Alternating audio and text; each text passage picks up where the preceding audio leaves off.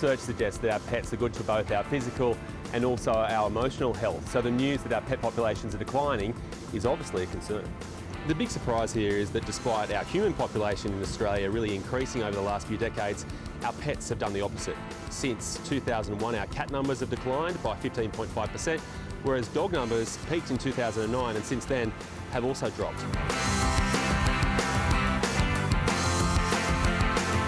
So I'm here in Bondi today to release the result of the Pet Positive score, which is all about getting a snapshot into our pet society, seeing exactly how people perceive our pet ownership in the country and how friendly our cities are.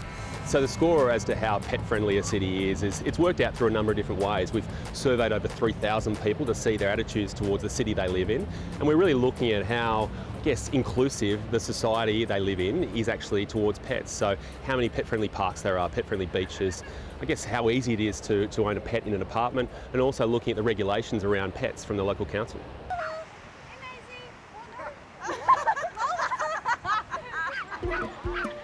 Lulu is everything. Lulu is my life.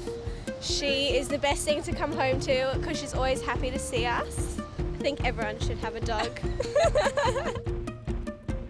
So there's at least 2 to 3 decades or more of accumulated research and evidence to show us that pets provide a whole host of benefits, whether they're physical, social, mental, or other types. For example, we know that physical activity is one way that pets contribute. Taking the dog for a walk each day is such a great way to get active.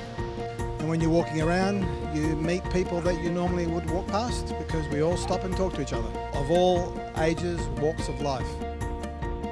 At Mars, we're committed to making a better world for pets because we know they make our lives so much better. And that's why we're here launching this Pet Positive score, which looks at the 9 different attributes for cities that will help make them pet friendly. Things like access to outdoor exercise areas, pet friendly legislation, and accommodation availability.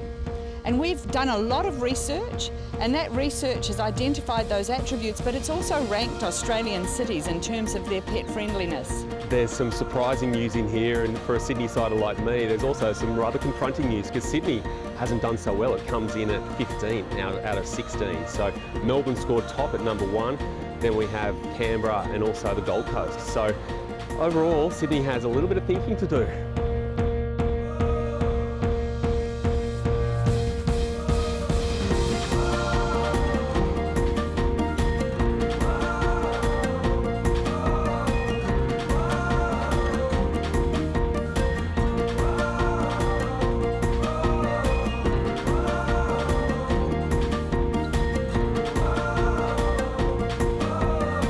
So if there's one wish, it's that as Australians we all work together to make sure we stay and hopefully become even more pet friendly.